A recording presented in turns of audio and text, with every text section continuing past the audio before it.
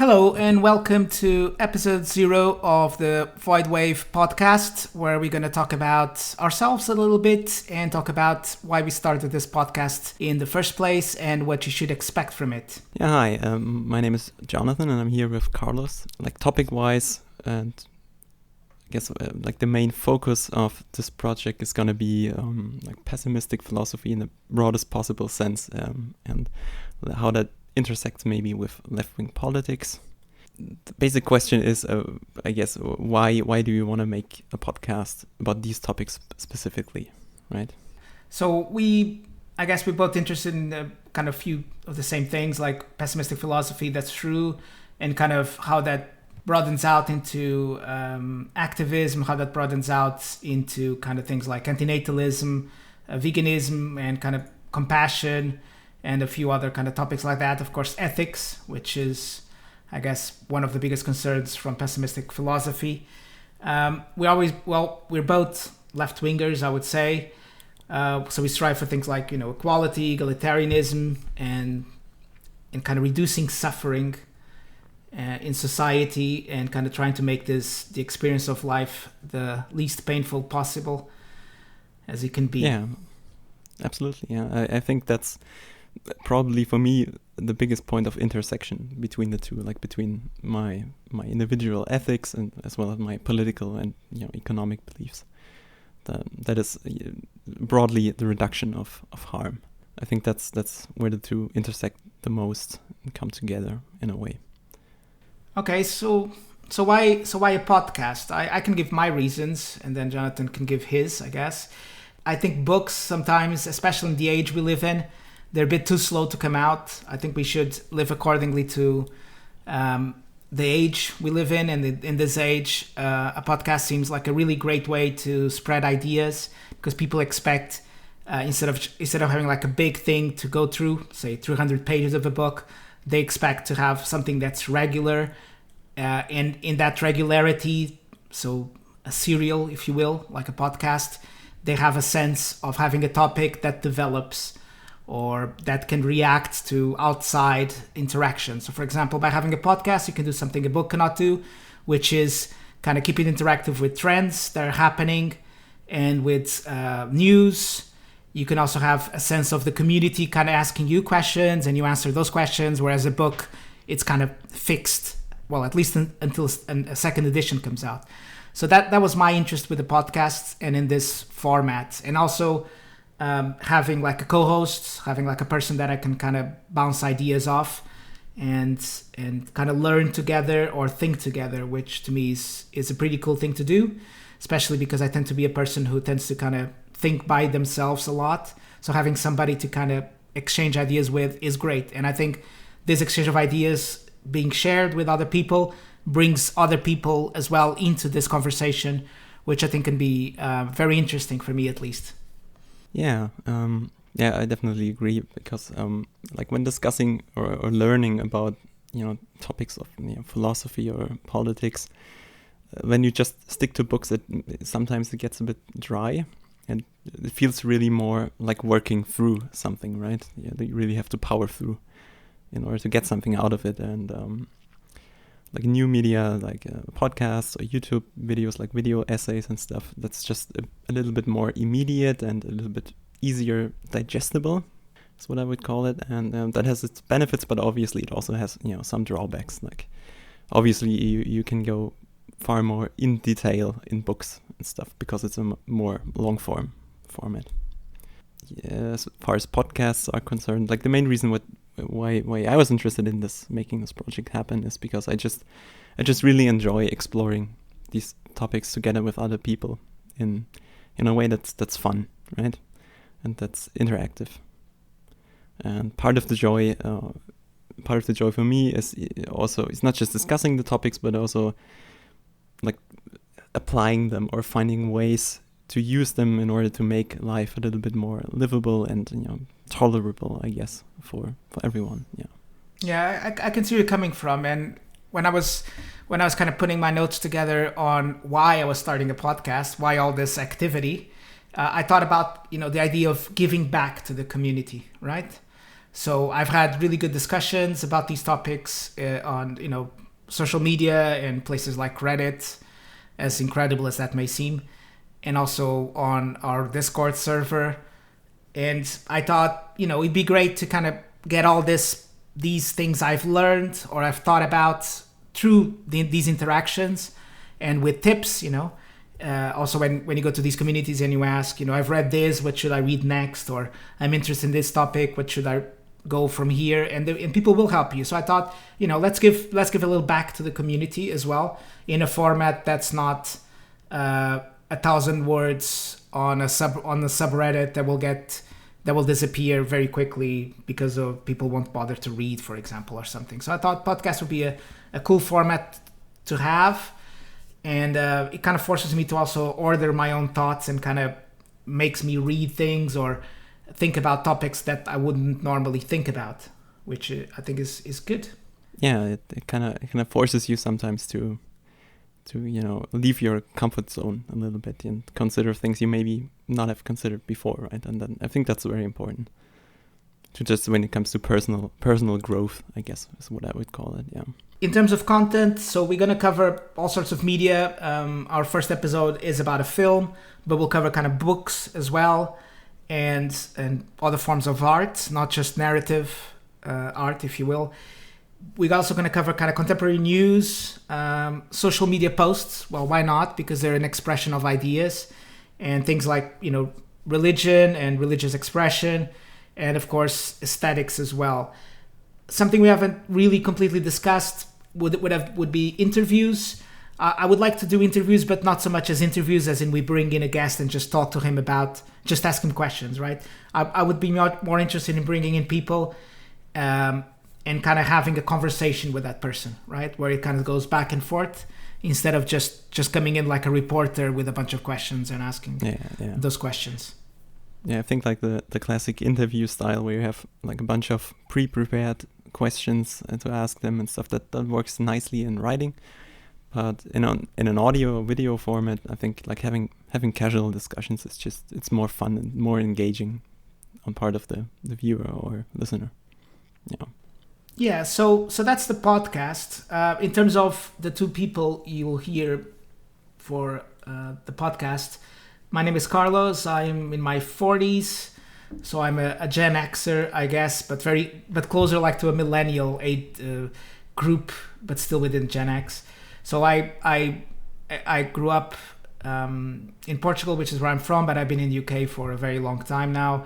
I really don't feel neither British nor Portuguese, but there you go, whatever that means. I'm a film school graduate, so I went to film school, very traditional film school, like an art house film school, and very continental European film school, I guess. I've written novel, many short stories, I've written and directed, but mostly I've had like a corporate career, like a good, responsible wage slave for the past 20 years, because to be honest, that's the easiest way to live. Easiest as in you end up not having to sleep on the streets or doing things that you don't want to do. I've been also a vegan for 10 years plus now. I have no children, which kind of makes sense, and given the philosophy of this podcast, and I have 2 rescue dogs at the moment. Yeah, I'm Jonathan. I'm from Germany, and I'm turning 30 this year, which is not something I'm happy about, but that's just how it is, right? In terms of my educational background, I did study linguistics for quite a while, but I decided to drop out during my first master's semester. And then I decided to go into social work instead. This was just, it was a difficult decision to make at the time for me, but in retrospect, I think it makes sense because like the job prospects with an MA in linguistics they're very, very small. You really have to get lucky to get like a good job in the field, and social work is just something that I always considered as like a second alternative, and that's what I'm rolling with for the moment. Obviously also child-free by choice. I've been vegan for like almost 4 years at this point, I think. Not quite 4 years, but almost 4 years, I think. Yeah. So let me ask you a question about that people ask all the time. So when did you become a pessimist, if such a thing, if such a thing, somebody can become, I guess. Yeah, that's really hard to pin down exactly, I think. But like just in general, I'd say it probably happened when I got out of school and I got my first temporary jobs while studying on the side, more or less. And that was really like the first time in my life when you're kind of forced to be independent and be on your own, where a lot of the like your childish quote unquote delusions like drop away and you get a little bit disillusioned with the childlike conception of the world, I guess, and you realize, oh, okay, so this is really a struggle. Like you have to do shit in order to survive, right? And that was not as bad by itself, but it was what gave me the initial impulse to think about these things a little bit more deeply. And then obviously during my time in university, we got to read like a bunch of not exclusive or primarily philosophical stuff, since I was doing linguistics, but you do a little bit of that stuff as well, and that kind of opened the door for me into philosophy in general, and that's how I got interested in reading, like the big old German idealists like Kant and Schopenhauer, and a little bit of Hegel, although I never quite finished Hegel. It was just a bit too much for me at the time, I think. But yeah, that's how I got into it initially, I think. Yeah, I'm not sure for me. Obviously, growing up in Portugal, we read Fernando Pessoa. Is like the main Portuguese poet, right? So he's very pessimistic, especially when he writes under his own name. Although that's not how he's taught in Portugal, which is kind of shocking. It's like, oh, here's a person who wrote very pretty words and was very smart. But if he reads the Book of Disquiet, that's pretty much a major pessimistic text, right? It's impossible to avoid it. It's right there, right? So I mean, that's the only work of Pessoa I'm familiar with, actually, and it's quite something. Like, it's really strange. Yeah, and most Portuguese will say they know Pessoa very well, and then you'll say something from that book, and they will go, "Oh, are you depressed, Carlos? Are you feeling well?" And I'm like, "Yeah, no, this is from our greatest poet, right? You should know this." And they can't believe it, but it is. And then when I was a teenager, around 15 or 16, during these very long summer holidays that never seemed to end, I went to the local library, and because I thought I was really smart, and I went to the philosophy section, which is where all the smart stuff is, right? And then I started reading Schopenhauer. That was probably a mistake, I think. Who knows what would have happened if I didn't read Schopenhauer at 16, but that it just struck me as true, right? It just seemed more true than what people said on TV or what the priest had said when I was a child being forced into being Catholic. It seemed more true than the stuff my parents told me, and that kind of just became something I've held very dear and kind of conditioned my thoughts from then on. Not that anybody forced me to read the old German, but it just struck me as true, like a guide. It said, if you have any doubts, this seems to be correct from your experience of life. Although I never had like anything tragic happen to me that would justify that. Like, I didn't have, like, my parents didn't die when I was young, or a sibling die, or something horrible happened to me.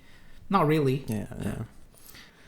I mean, that's like a standard stereotype of the pessimist. Like they must have happened.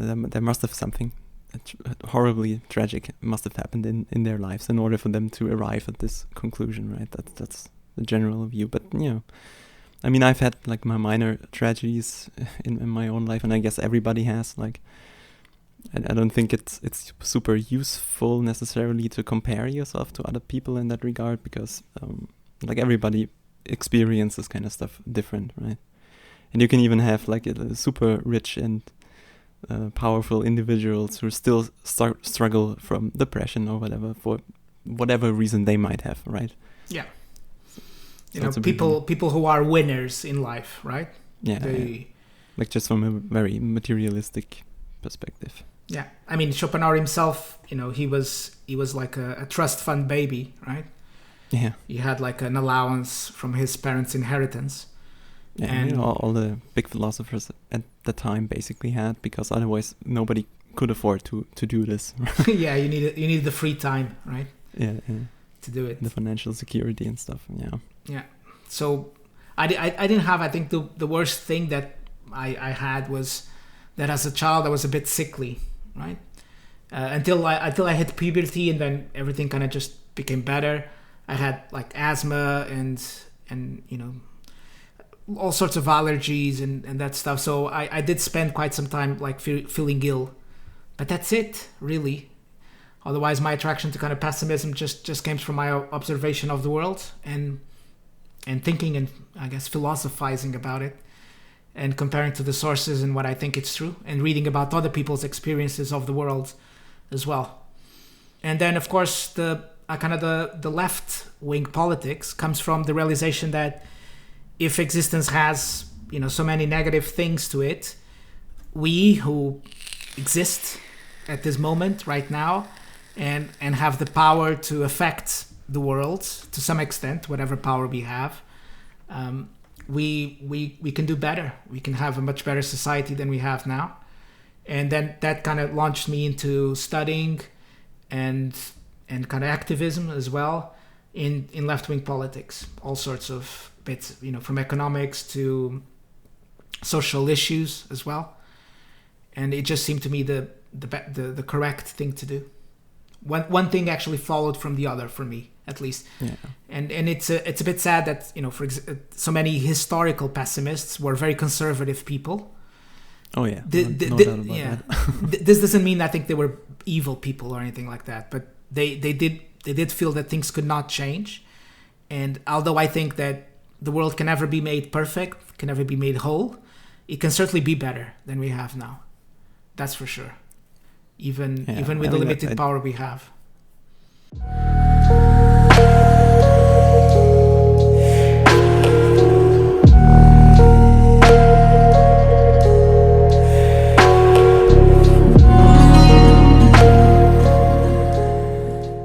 Yeah, I mean, I totally agree with that. And yeah, Schopenhauer, he wasn't exactly a very progressive guy. No. By today's standards. Kicked the lady down the stairs because she was annoying him and stuff. That's not very nice. No. But I think he had a very keen eye for describing what he saw in the world, and he's just a very good writer. In addition to that, like his stuff is very engaging to read, and he has very interesting aesthetics, which also make him enjoyable to read, despite like the grim pessimism that he is espousing. And I guess where my where I come from politically is you know, it basically goes back to the same root as my pessimism, which is like the realization that the world isn't perfect, and in fact it's quite bad for a lot of people. And what compels me to want to change something about that is compassion and empathy, right? And I think that's something that broadly pessimistic philosophy and also left-wing politics have in common, that there's a big emphasis on community and on the alleviation of suffering in general. Yeah, it's for me, it's a shame that those two communities are usually so apart from each other, right? Of course, you know, left-wing politics community is much bigger than pessimistic philosophy, which is almost an irrelevance, I guess, in terms of size. But usually when leftists, I guess, talk about pessimists, they always see them as kind of right-wing tools of the right wing, you know, this idea that things can never improve, things can never change. And I think that's a very mischaracterization of pessimism. I think, you know, when pessimists say that things cannot change, they say that people will always die. So that's a very macro thing, right? It's not, you know, it's not saying, for example, that social classes can never be kind of flattened out into a classless society. That I don't think that's included in pessimism. The belief that those things cannot change. Yeah, I think it also kind of depends on what kind of pessimism you're talking about, because what we are talking about is I guess the philosophical school of pessimism, and that's a little bit different from like the common language use of the word pessimism, which just mean like a fatalist or a defeatist. Yeah. Like somebody who's absolutely hopeless and doesn't see there's any prospect for change in the world, really. And that's not how I look at it, really. Yeah, I I don't think we should be kind of wide-eyed optimists, right? In that we think no, I mean that's the other extreme, right? Yeah, and that's also not good. That thinking like, if 100,000 of us go to the street tomorrow, we can stop capitalism or whatever. That's that's just kind of being too optimistic and not having like a strategic focus on what should be done. There's of course all those studies that have come out recently about people with a pessimistic outlook, not pessimistic philosophers, but the pessimistic outlook on life making better decisions than people who are optimists. And I think that's true. Of course, I'd say that, right? To boost my own ego. Of course. Yeah, I would say that, but the studies say so, and it's science. So let's believe those. It's science, guys. Yeah. Even in my corporate life, when I it's corporate life. We do ratings. We kind of say what are people's best qualities and things they need to improve. And consistently over 20 years of working, one of the things that kind of is consistent where people say that I'm good at is making decisions or analyzing a situation, making a decision. And I'm a pessimist, so there's some empirical evidence for you. Yeah, like David Benatar in his book Better Never to Have Been, which is like the de facto anti-natalist book by now, I think. Or I think it's fair to say that it's probably the most popular book on popular for sure. Yeah, and he brings us up to like the scientific research into optimism bias, and that people who have this optimistic predisposition, they tend to evaluate things a little bit too optimistically, like better than the circumstances actually are. And I think there's something to that, definitely. Okay, so that's the Void Wave podcast. That's the team, the two of us, plus anybody from the community we managed to rope into this.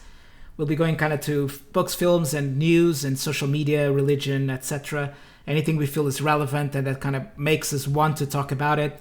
We'll try to get a new podcast out every week, hopefully. We're just starting, so there's kind of all sorts of kinks and issues to work out, but mostly I think we got a process to getting this out. We already recorded the first episode before we recorded this introduction, so be sure to check that out and then kind of subscribe to whatever platform you prefer that you find us on, whether it's YouTube or Spotify or Apple's iTunes podcasts. And please do email us with anything you want to hear about or have us discuss on the podcast, or if you think we're talking absolute rubbish, just send it in as well, because that's part of the community, I think. We have an email which is voidwavepodcast@gmail.com, and of course through the social media, you can use various social media platforms we're in. You can talk to us there as well. Anything else? Just thank you so much for listening to us, and see you in the next episode, I guess.